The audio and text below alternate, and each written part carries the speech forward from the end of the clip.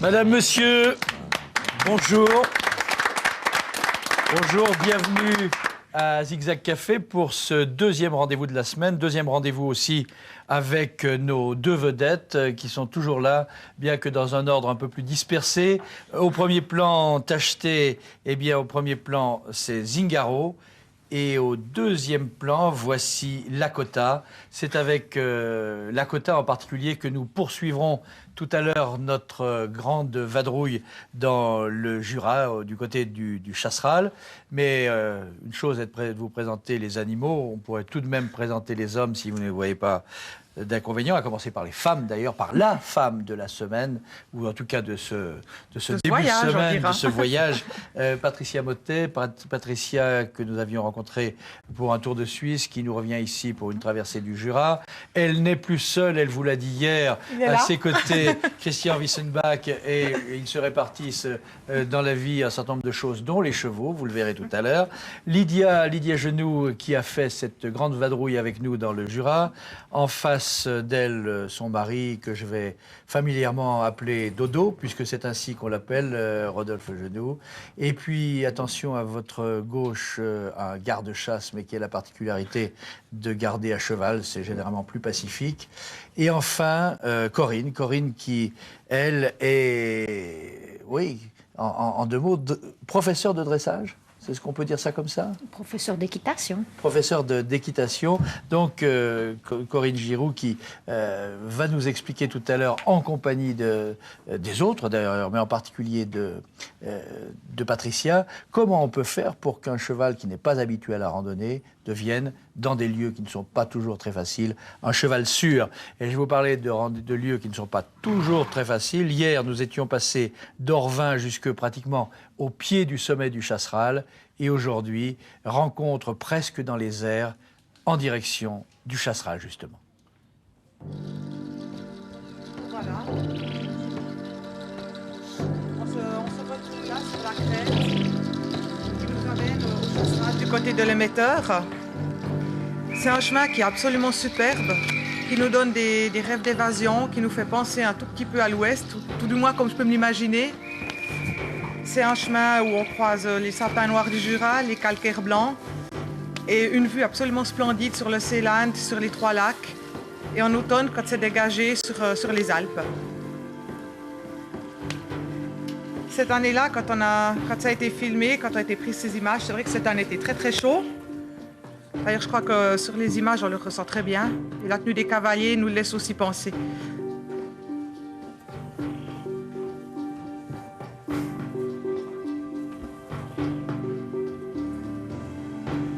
Et c'est vrai que si le Chasseral est un sommet qui est énormément fréquenté par les touristes, sitôt qu'on sort un tout petit peu de la zone, on dira, goudronnée, de l'émetteur, de son hôtel, on rencontre nettement moins de monde et on peut faire cette crête sans voir qui vivent sur le parcours.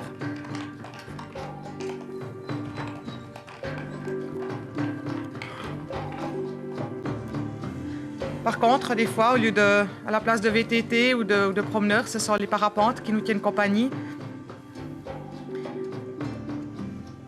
Et puis des fois, on aimerait bien aussi être un peu à leur place pour voir les petits villages. Comme ici, ça doit être Nau. Voilà, ici l'émetteur du Chasseral. Le Chasseral qui a des plus hauts sommets de la crête jurassienne suisse. Toujours les ailes delta qui nous survolent, soit des ailes delta ou des parapentes, puisque ils peuvent partir des deux côtés. Ici, on va redescendre dans la combe qui sépare le Chasseral du Petit Chasseral, afin de quitter le territoire bernois pour aller sur le territoire neuchâtelois. Et là, c'est vrai que les cavaliers ont mis pied à terre, puisque le sentier est passablement de calcaire à fleur de terre et peut être passablement glissant pour les chevaux. Donc, on trouve préférable là de faciliter le travail des chevaux. Voici une métairie. Donc, en fait, les métairies, c'est des auberges de montagne dans le Jura qui ont des vaches, qui s'occupent de gardienner le bétail et qui reçoivent également les gens avec une petite restauration de montagne. Voilà la Comgrède, donc en direction de Virey avec un L delta. Une vue plongeante sur le sentier avec les chevaux qui descendent gentiment.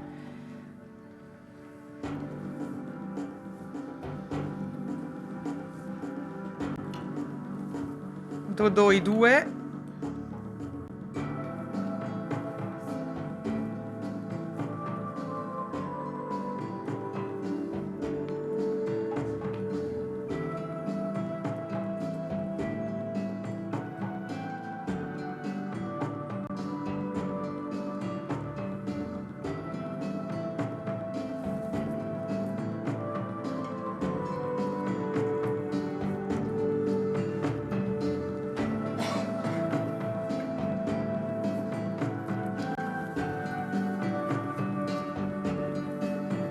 Tout au fond, on entreaperçoit les éoliennes du Mont-Soleil.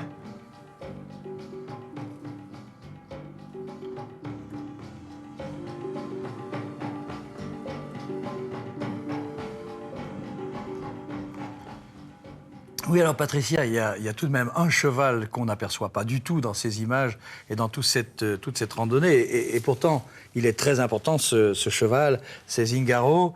C'est le cheval de Christian Wissenbach. Or, il n'était pas avec nous, Christian, parce qu'il y avait eu de gros problèmes. Mais aujourd'hui, on peut dire, ouf, il est vivant. Ouais, heureusement, ouais. Qu'est-ce qui s'était passé? Il a fait une colique parce qu'on l'a donné à d'autres gens à monter. Et puis comme lui, il est un petit peu sensible, psychologiquement, ça lui tombe toujours sur l'estomac. Et puis, puisque c'est un autre gamin qui l'a monté, il a fait une torsion du côlon. Et puis ça, on peut seulement récupérer en faisant une opération, en ouvrant le ventre et puis arranger tout ça. C'est une opération assez dure. Et puis heureusement, il a bien survécu, puis il s'est bien remis. Alors, il faut dire qu'au moment même où on traversait le Jura, il était à l'hôpital, Ouais. vous attendiez tous les jours des nouvelles. Et je dois dire que vous les attendiez comme d'autres attendent des nouvelles d'un parent ou d'un proche. Hein. Oui, peut-être pas tout à fait, mais ils sont quand même très très proches, même qu'on ne peut pas les comparer avec des gamins. En tout cas, moi, personnellement, c'est quand même autre chose. Bon. Alors, on va voir quelques images de Zingaro, que c'est vous, que vous avez tourné vous-même, et où on a vraiment l'impression qu'en notre absence, en la vôtre, eh ben, ma foi, il sait aussi se promener tout seul. Regardez.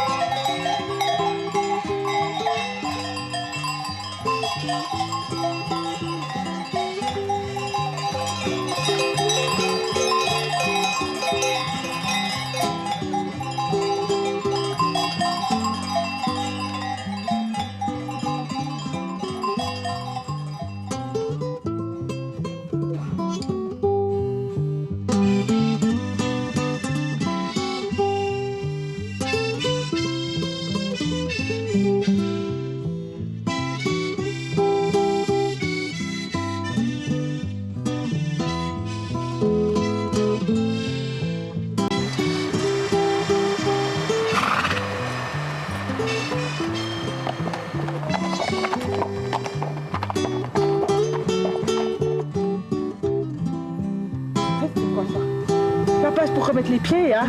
La place pour les souiller, oui. Mais non, c'est le mien, le gâteau. C'est le mien.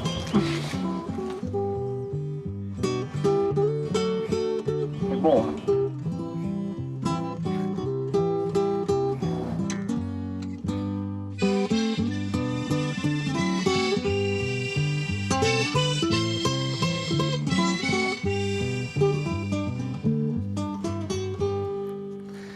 Voilà, quand désormais vous entreverrez sur ce plateau le profil ou le regard de Zingaro, vous saurez un peu quelle est son histoire, l'histoire d'un cheval qui pourrait randonner tout seul, mais qui malheureusement n'arrive pas à lâcher son maître, à savoir Christian Wissenbach. Tout à l'heure, je faisais les présentations, j'ai quasiment oublié les deux artistes de l'étape. D'une part, Paul Mac-Bonvin. Paul Mac, vous étiez avec nous hier. Paul Mac, ça sonne bien, mais c'est pas juste. Paul ou Paul Mac-Bonvin, il faut... Non, on peut. On peut dire Paul Mac. Liberté. Liberté. Alors Paul Mac, vous étiez avec nous hier. On a vu qu'en fait, un certain nombre et entendu qu'un certain nombre de chansons valaisannes avaient parfois des airs un peu cajun, comme ça. Hein, et puis aujourd'hui, dans quelques instants, vous allez nous donner la suite. Je vais vous laisser d'ailleurs gagner votre équipe, retourner sur la scène de Zigzag Café. Mais je voudrais vous présenter la chanteuse de l'étape, une chanteuse qui ne chante qu'accompagnée à l'harmonica. Harmonica, et la chanteuse se prénomme Pastis. On y va. On va espérer en tout cas qu'aujourd'hui elle se décide à chanter. Pastaga.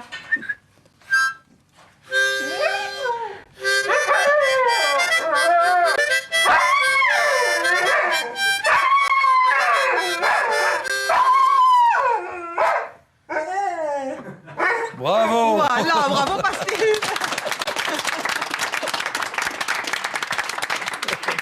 Paul Mac voudrait l'engager dans son groupe, Voilà, mais bon. Paul Mac, il ne vous reste qu'à relever le défi.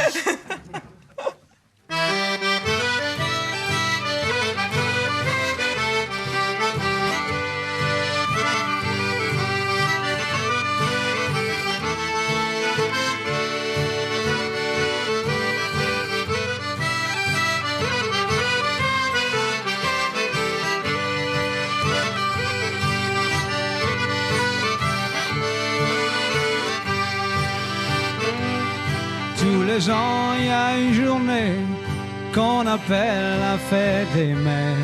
Une journée pour dire merci à toutes les mamans de la terre.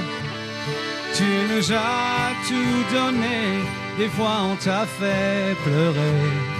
Dans mon cœur, tous les jours pour toi, c'est Mother's Day.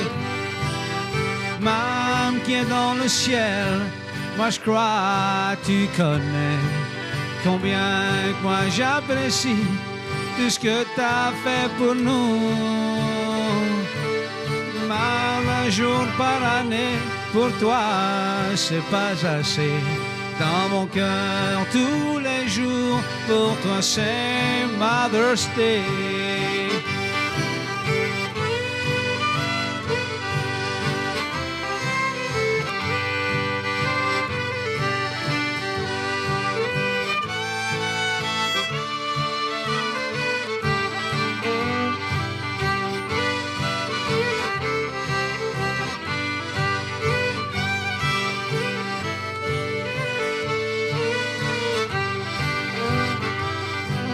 Tes chers petits enfants, maman, tu peux les voir. Je sais pas comment t'as fait, ils sont mignons et pleins d'espoir. Ils braillent toute la journée, mais le monde est à eux. Dans mon cœur, tous les jours pour toi, c'est Mother's Day.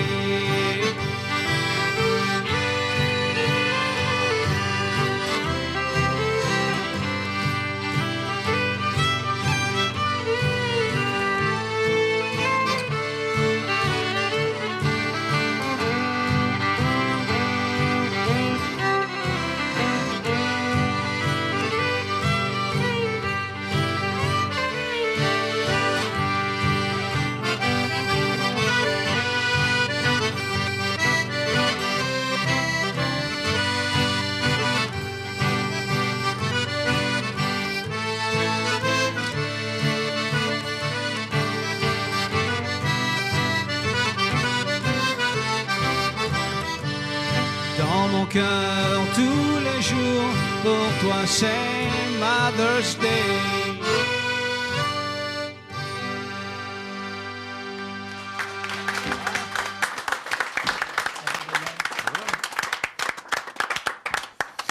Mother Day, la fête des mères. Vous qui avez le sens de la fête, Patricia, il paraît que c'est une fête que vous vous apprêtez aussi à accrocher à votre palmarès.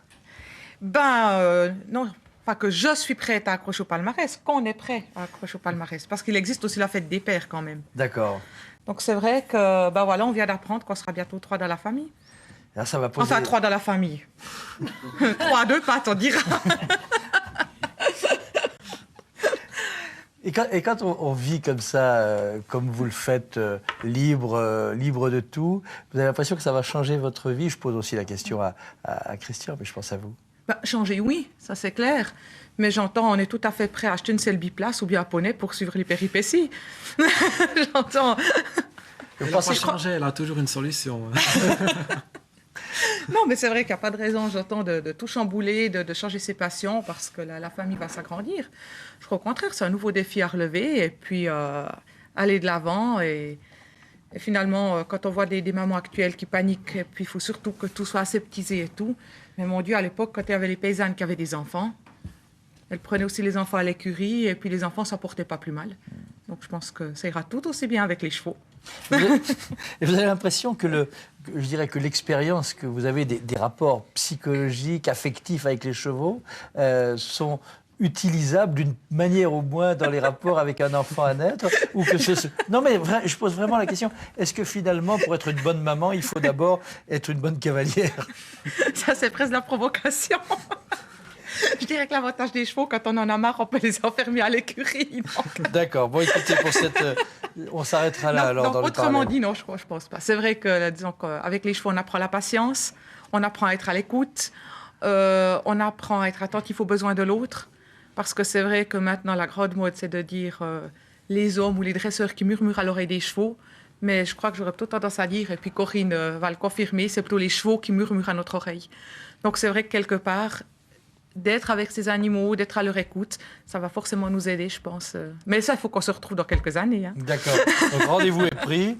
Et puis, Corinne Giroux, on parlait de vous. Ça va être un petit peu à votre tour de monter en selle pour nous dire un peu comment on apprivoise, comment on dresse. Vous n'aimez pas, mais enfin, comment... Oui, comment on fait qu'un cheval devienne un partenaire... complet. Je vous propose, avant toute chose, l'extrait d'un reportage publié par nos camarades d'Autrement dit il y a 2 ou 3 ans, justement sur ces rapports entre les êtres à la fois complémentaires et si différents que sont le cheval et l'homme.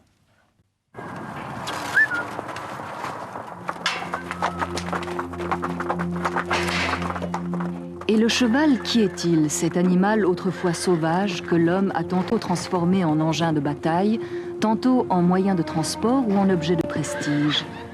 Par nature, il est d'abord joueur. Dans un groupe, on s'attrape, on se pousse, on joue à se faire peur. Et son premier réflexe en cas de danger est la fuite. Dans la nature, le cheval est une proie. Ses besoins essentiels sont dès lors la sécurité et le confort. Il les trouvera en présence d'un cheval dominant.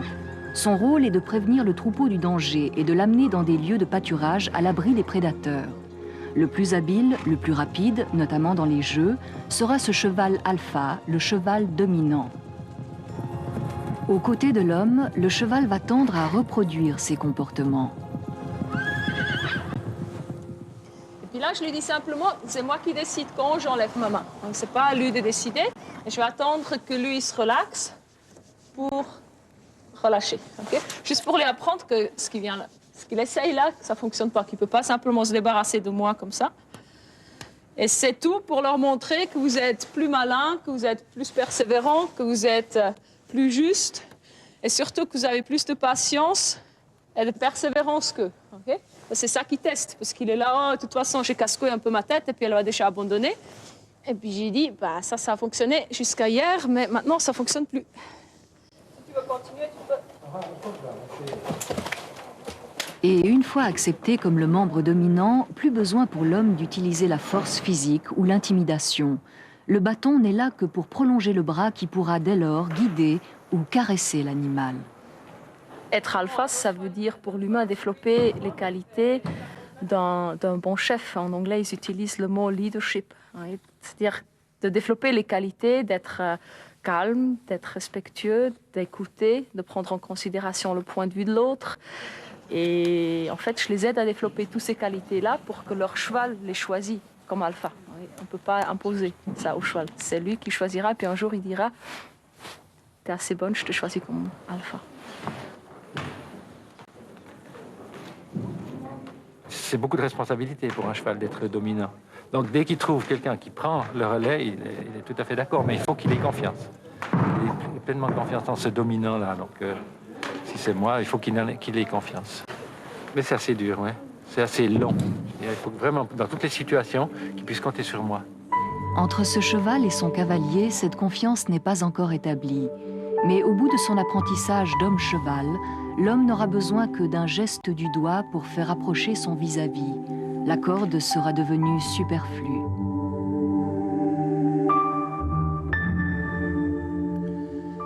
Autant de chevaux, autant d'hommes, autant de femmes, autant d'écoles, j'imagine. Alors là, c'était une école. Quelle est la vôtre, Corinne? Différente?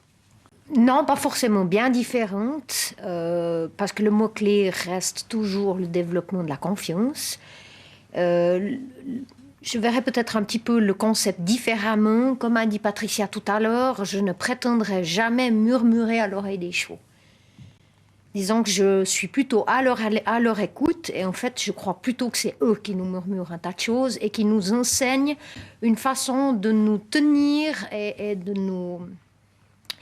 d'avoir comment est-ce qu'on pourrait dire, une relation avec eux beaucoup plus saine et beaucoup plus équilibrée. Et donc, c'est eux qui vous accordent leur confiance et pas le contraire. Voilà, absolument, tout à fait. Alors ça, c'est clair et net, d'autant plus que l'animal de fuite, c'est le cheval, c'est pas l'être humain. L'être humain, dans la nature, est un prédateur. Tandis que le cheval est une proie. Donc c'est vraiment à nous à faire preuve d'humilité et d'accepter qu'on ne peut pas établir un rapport de confiance avec un cheval si vous utilisez la force. Il faut utiliser de la conviction. Il faut les écouter, il faut avoir énormément de sensibilité, il faut développer un facteur d'écoute qui devrait être développé par tout un chacun, parce qu'en fait, on devrait être à l'écoute de tout ce qui nous entoure, aussi bien de nos, entre guillemets, congénères bipèdes que lorsqu'on travaille avec des chevaux. Patricia? Ah, mais je suis tout à fait d'accord avec Corinne. Et ce que je reproche à certaines méthodes, pas forcément celles qu'on vient de voir là, mais aussi à d'autres, c'est qu'elles nous mettent dans une espèce de contexte, dans une espèce de boîte bien définie, où finalement on n'apprend pas vraiment à écouter le cheval, mais on lui apprend à faire certaines choses. Donc bon, c'est vrai qu'il faut bien apprendre aux gens qui n'ont pas la chance d'avoir un certain feeling, il faut bien commencer par quelque chose.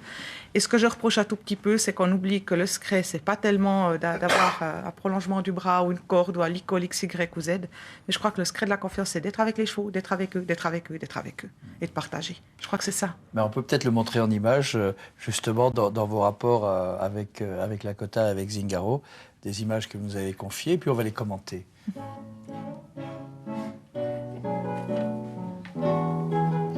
Là, donc on travaille le cheval parce que hier, on nous a vu dans certaines séquences, on travaille les chevaux juste avec une cordelette autour du cou. Mais c'est vrai qu'on attend de nos chevaux une certaine musculature, on attend de nos chevaux une certaine collaboration dans différents exercices, parce qu'il ne faut pas se leurrer, l'équitation d'extérieur est peut-être celle qui comporte le plus de risques. Vous avez la circulation, vous avez le vide, il y a les cailloux, il y a le vent, il y a un gibier qui peut brusquement surgir devant un cheval. Et c'est vrai que tout ça, on doit réussir à le gérer au mieux. Et j'avais un ancien moniteur d'équitation qui un jour m'a dit « Mais je vois pas du tout pourquoi tu prends des cours d'équitation avec tes chevaux. Pour faire de la randonnée, c'est largement suffisant. » Et je dis non. Parce que la randonnée, c'est pas se promener 1 heure de temps autour de l'écurie où on connaît les chemins, mais c'est aller plus loin, se retrouver dans des situations parfois périlleuses, où il faut faire des demi-tours, où il faut sauter des troncs, où on doit parfois faire confiance au cheval en l'envoyant seul devant nous parce que la situation l'exige, et où là, la complicité, la compréhension et le travail du cheval devient primordial. Autant pour notre sécurité que la sienne, finalement. Et je crois que si on veut en randonnée pouvoir être bien avec son cheval, et ça c'est Corinne qui me l'a dit, il faut pouvoir assurer à 300% dans le manège pour être à 100% en extérieur. Ça, je reprends ce que m'a dit Corinne récemment. Jusqu'à présent, on a entendu dans un reportage une femme qui parlait de son approche de cheval. On vient d'en entendre deux. Christian, l'approche d'un homme comme on est en train de vous voir là, cette approche est différente. J'ai l'impression que je ne sais pas si le terme de dresser est juste, mais que vous approchez du cheval de la même manière que Patricia, par exemple? Non, je m'approche du cheval beaucoup moins professionnel qu'elle. Moi, j'ai une petite touche, un petit feeling, et puis j'aime bien travailler avec eux, mais en collaboration, pas leur demandant seulement un exercice, mais justement, comme on a dit avant, sentir ce qu'il veut donner, et puis prendre ce qu'il veut donner, et puis en faire un jeu. Et puis c'est ça que j'adore, c'est cette relation que j'adore avec les chevaux. Mais j'ai pas tant de finesse, on voit, j'ai pas tout à fait la position rêvée aussi. Là, vous êtes maintenant... plus dans le mauvais sens. Bon, maintenant, grâce à Corinne, je fais un petit peu des progrès, mais un petit peu ce genre de jeu que j'aime bien, quoi. Mais ce que Christian ne nous dit pas non plus, c'est que finalement, lui, son grand plaisir, c'est d'apprendre au cheval à se mettre à genoux, c'est de lui apprendre à faire du football dans un gros ballon. Donc, il joue beaucoup avec son cheval. Et il a une patience énorme pour être avec Zingaro et le comprendre et essayer de faire ce que le cheval attend aussi. En fait, c'est nos deux clowns de service, un petit peu. Clément Burgeder, vous, on l'a vu hier, vous êtes garde-chasse, vous le faites à cheval la plupart du temps, en tout cas en été. Quelle a été votre approche du cheval? Comment avez-vous fait que le cheval devienne complice? Et comment faites-vous pour que, aujourd'hui, quand il s'agit de chevaux de location, qui ne sont donc pas toujours les mêmes, vous arriviez à cette collusion, à cette complicité? Bon, je pense que la complicité avec les chevaux de location, c'est pas tout à fait comme j'avais avec ma jument, que je l'ai eu pendant 10 ans. Mais comme je vous ai dit, je suis pas un cavalier, comme il faudrait dire, réglementaire. Mais seulement, je n'ai pas peur des animaux. En tout cas, surtout pas peur des chevaux. Et je pense que le fait de ne pas avoir peur et puis d'aimer l'animal, c'est déjà gagné. Je pense qu'il y a d'excellents cavaliers qui montent très bien. On sait où c'est la marche avant, la marche arrière, le cheval obéit aux ordres. Mais quand tout va mal, tout va très mal si on a peur du cheval. Tandis que si on n'a vraiment pas peur de son cheval, une grande bête, 500 kilos, mais il ne demande que d'être mis en confiance. Toujours encouragé, doucement, patience, mis en confiance.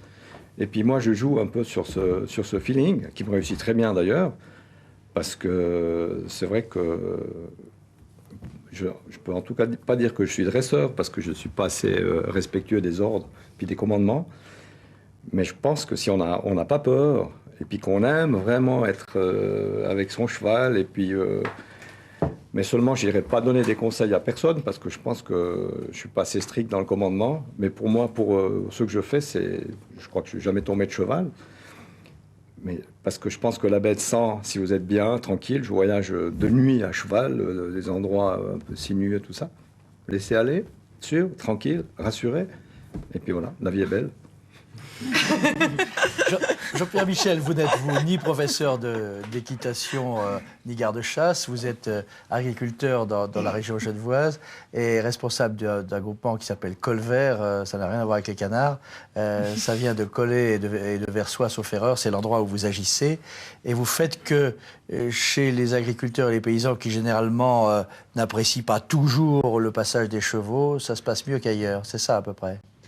On était bien obligé de trouver une solution en fait dans la région de Collet-Bossier et Versoix pour créer justement un réseau équestre sur terrain privé chez les agriculteurs, étant donné qu'on a de plus en plus de monde qui vont dans les poumons en fait de la bâtille, délasser en fait le week-end entre les cavaliers, les vététistes et les promeneurs. Et il a fallu trouver des solutions avec des axes par réseau, pour que les chevaux puissent relier en fait d'un endroit à un autre en évitant de traverser des grandes routes. Donc le concept a été travaillé depuis 1999 jusqu'à 2003, où en fait toutes les pistes équestres de Colvert, si vous voulez, ont été inaugurées le 13 septembre 2003. Et on a eu un grand soutien de la part du service de l'agriculture de Genève, d'Agri Genève, ainsi que l'Office fédéral de l'agriculture, où en fait ce projet justement est devenu un projet pilote pour le développer dans le restant de la Romandie, étant donné qu'on trouve énormément de problèmes, je dirais, de cohabitation entre les promeneurs et les cavaliers. Brigitte Paty, passe-lui peut-être le micro, mais Brigitte, vous êtes au courant justement de ces frictions. Elles vont s'atténuant ou pas? Non, bien au contraire, elles vont en augmentant. En Suisse, on a un gros problème de la sortie des chevaux. Le cheval en Suisse est considéré comme un véhicule, donc il doit se plier au règlement de la circulation routière. En même temps, c'est un animal. Il a le droit également d'aller sur des chemins qui sont interdits à la circulation. Et ça pose quelquefois des problèmes, effectivement, avec les piétons, avec les vététistes, les cyclistes et avec les propriétaires de terrain. Alors, on va repartir non pas pour les champs, mais quasiment pour la ville, puisque parfois, quand on fait de la randonnée, on traverse des villes. Et c'est ce qu'on va voir maintenant en redescendant du Chasseral. On reprend donc le carnet de route dans quelques instants, si vous le voulez bien. À moins que, pourquoi pas, avant de faire cela, on s'arrête quelques instants du côté de chez vous pour s'apercevoir tout simplement que...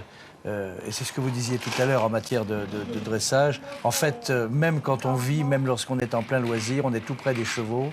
Et en fait, même le moment d'une raclette, c'est encore un moment où on va dresser les chevaux, où on va les côtoyer. C'est à peu près ça, hein? Ouais, alors on se prend assez souvent du temps de passer justement nos moments libres dans les prés des chevaux, aussi pour les observer, pour voir comment ils réagissent eux. Et puis comment eux, ils se font bouger, comment eux, ils se dirigent pour après reprendre un petit peu leur langage aussi. C'est plus facile quand même d'apprendre leur langage que de leur apprendre notre langage. Ah, ça c'est clair. Dodo, ça se passe chez vous, puisque c'est là que sont les chevaux. Vous avez le même type de rapport avec les chevaux? Non, pas du tout, alors. Moi, j'ai un cheval spécial. Bah non, c'est le cheval qui a un maître spécial. Je ne peux jamais l'attraper dans le parc. Ah ouais? Impossible. Je dois le rentrer à l'écurie. Et avant, je devais aller derrière pour le faire ressortir de l'écurie, le sceller et partir. Mais vous ne savez pas assez bien chuchoter. Voilà, c'est ça. Puis j'ai peut-être pas la patience. Non, mais c'est un bon cheval. Mais une fois qu'il est scellé, il ne bouge plus, rien. Mais autrement, pour l'attraper, tout, c'est un calvaire. Et vous, Lydia, les rapports avec les chevaux? Très bien, très tranquille. Ouais. Très tranquille. Oui. Mais vous ne vous considérez pas comme professeur d'équitation? Ah non, du tout. Non, du tout. Non. Moi, j'ai appris sur le tas pour accompagner Dodo. Mon petit plaisir comme ça. Mais pas, je ne suis pas une fada des chevaux. J'en fais pas une maladie. Si tout d'un coup, il part tout seul, je ne vais pas avec. C'est pas grave. Vous préférez qu'il parte à cheval, en fait? Je ne suis pas obligée de toujours l'accompagner. Bon, ben, le message est passé. Je vous disais tout à l'heure qu'il était temps maintenant que nous poursuivions, que nous terminions ce carnet de route. Alors tout de suite, nous redescendons du Chasseral en direction du Landron.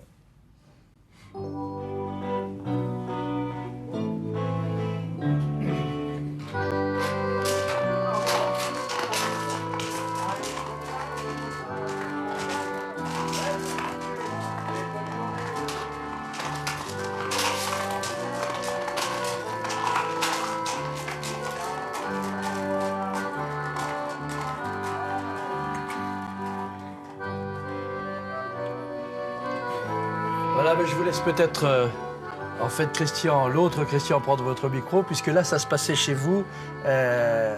Quand des cavaliers passent comme ça à la métairie de Lille, quel sort leur réserve-t-on?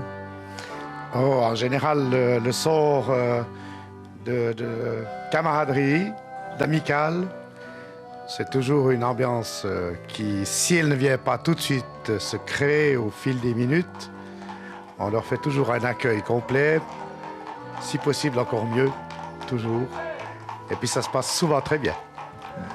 Christian est très discret. Enfin, j'aimerais quand même dire que c'est la seule fois que j'ai été reçue dans un gîte, le jour de l'anniversaire de Lakota, et où le giteur est descendu avec une carotte et a chanté Happy Birthday to you Lakota le matin à l'écurie.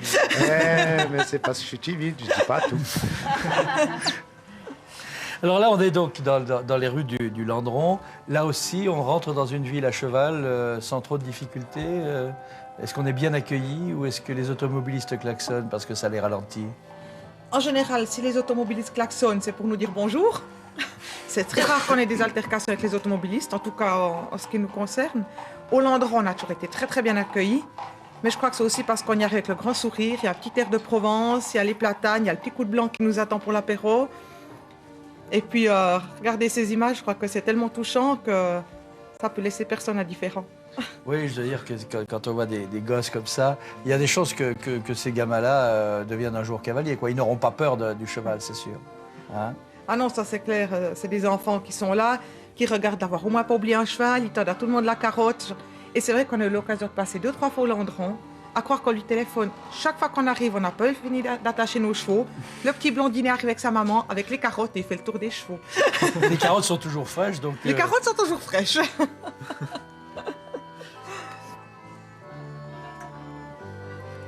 Ils en rêvent encore, regardez les chevaux. Oui, on voit. On voit.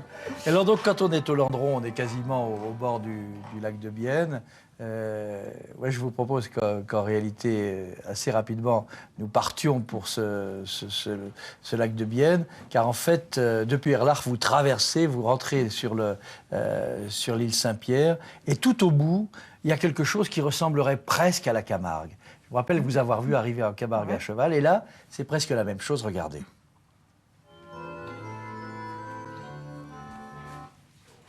Voilà. Dans quelques instants, si vous le voulez bien, nous y serons, car nous bousculons évidemment toujours le programme, c'est le principe même d'une émission qui se fait comme ça à la volée. J'espère que vous nous pardonnez, et on est prêt pour arriver au bout de l'île Saint-Pierre.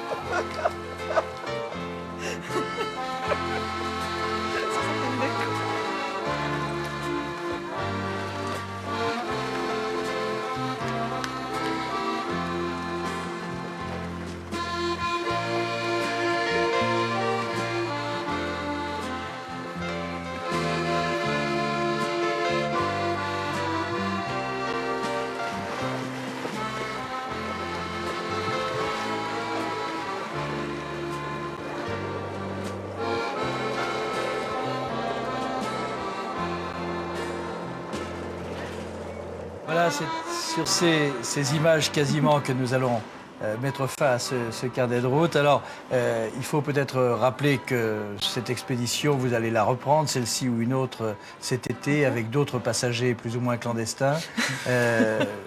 Merci en tout cas d'être avec nous. L'émission va se terminer dans quelques minutes.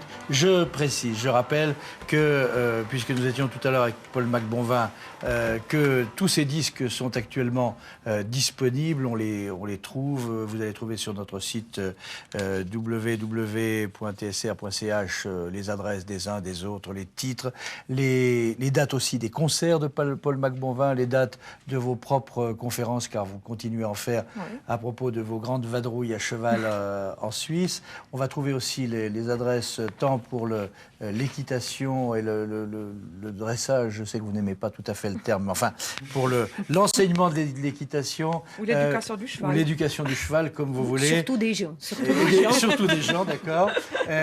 Sur les randonnées, en effet, à travers la Suisse, les problèmes et les solutions.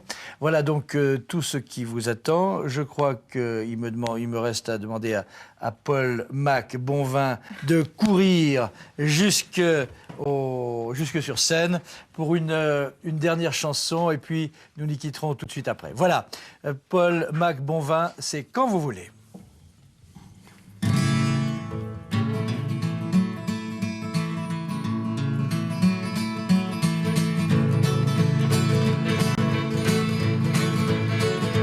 Quelques jours, se changer les idées sur un cheval qui court, besoin de liberté, qu'en bagage presque rien, du pain et du fromage, quelques bouteilles de vin, les yeux grands ouverts sur le paysage.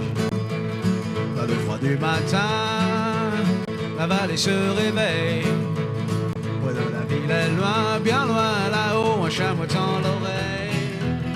Laissez boire les chevaux, se remettre en selle. La neige josse là-haut, la nuit autour du feu, la fête sera belle. Le bruit sourd du glacier, le vent dans les arbres, l'odeur de la raclette et du café. Le temps semble arrêter, la douleur oubliée. Quand le feu s'éteint, le jour se lève. La vie est une autre histoire, debout pour le boulot. Courir dans les couloirs, les affaires, la vie ne fait pas de cadeaux. Arrêtez de rêver, demain nous tend les bras. Faut pas le laisser filer, il ne revient jamais sur ses pas.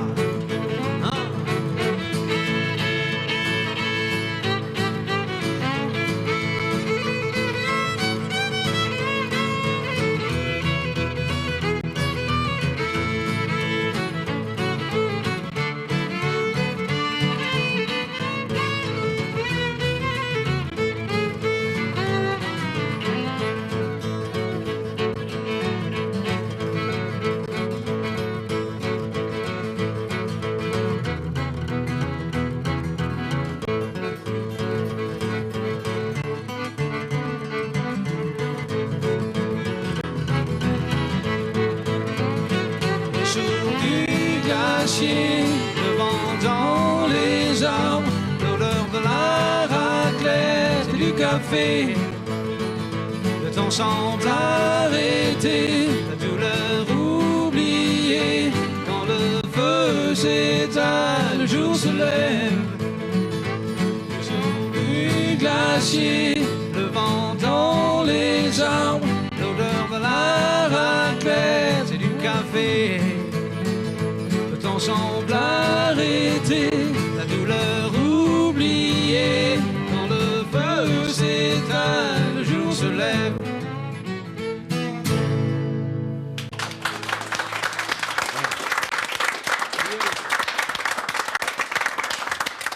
Paul McBonvin, et merci, vous pouvez revenir encore un instant ici, ne serait-ce que pour nous dire quand on pourra vous applaudir et où ces prochaines fois.